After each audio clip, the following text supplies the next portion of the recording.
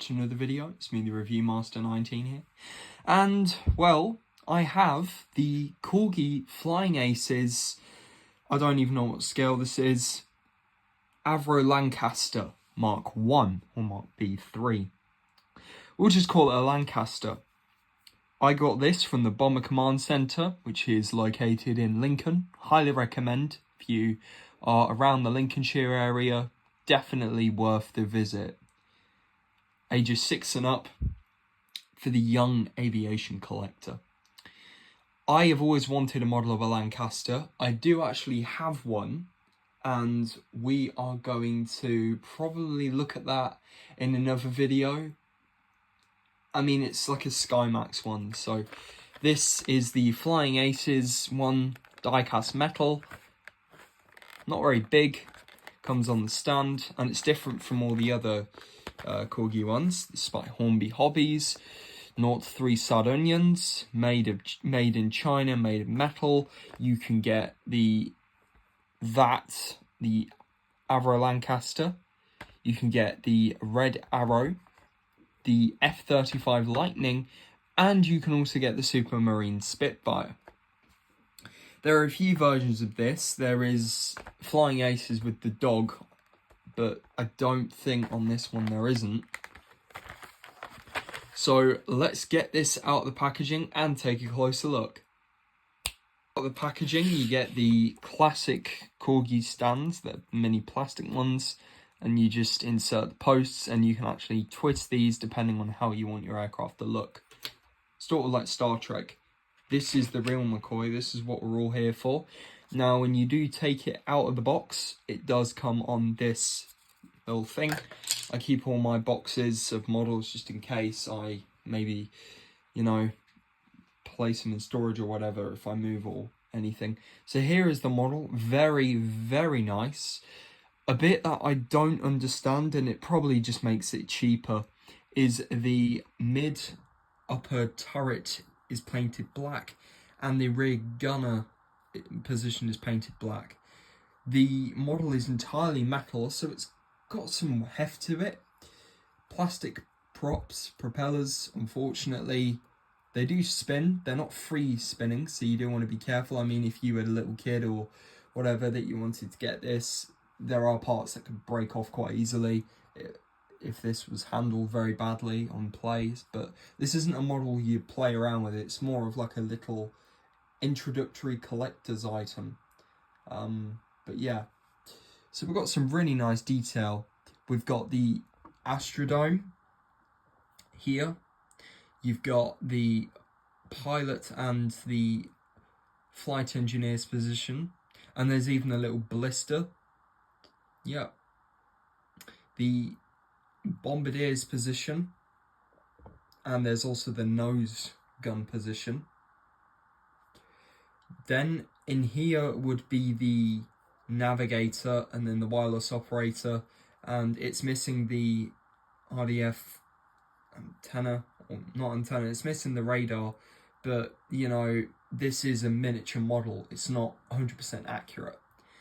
You've got on the side, it's Corgi, fixed tail wheel, which is cool because the Lancaster didn't have a retractable tail wheel, unlike the B-17. I don't know what Lancaster this is. I think it's the Sugar one. I don't actually know. But I do love the transition of the black.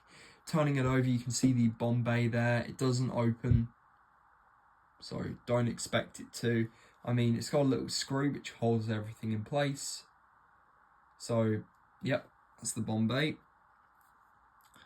And you've got the engine nacelles and then the landing gear doors, which are very nice.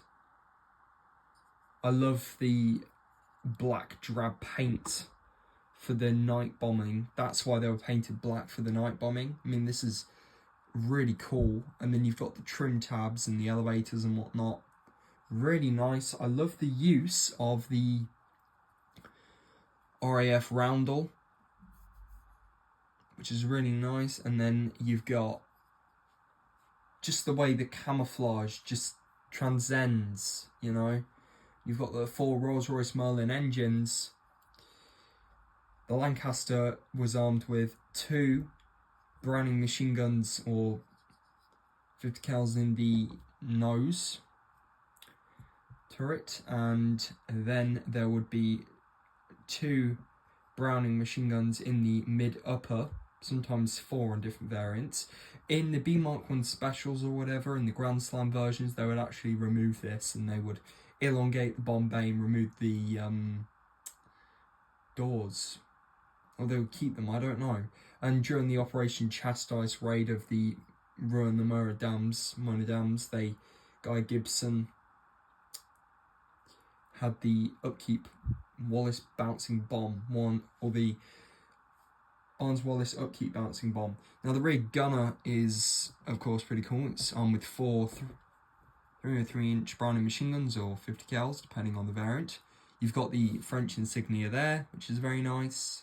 These aren't stickers, they are printed on. You can see the vertical stabilizer.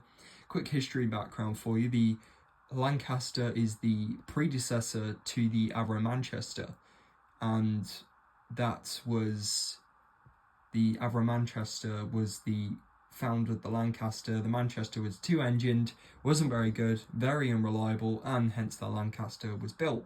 4 engines, crew of 7, compared to the B-17's 10. I think it was 10 or 11, I can't remember. I think it was 10.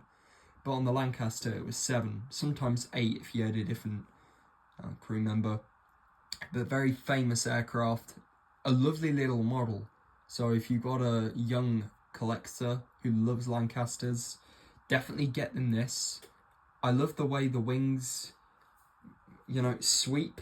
It's not 100% accurate to the Royal Lancaster. I mean, the wing is perfectly bang on, but unfortunately the Lancaster wing actually sweeps in, so it's dihedral.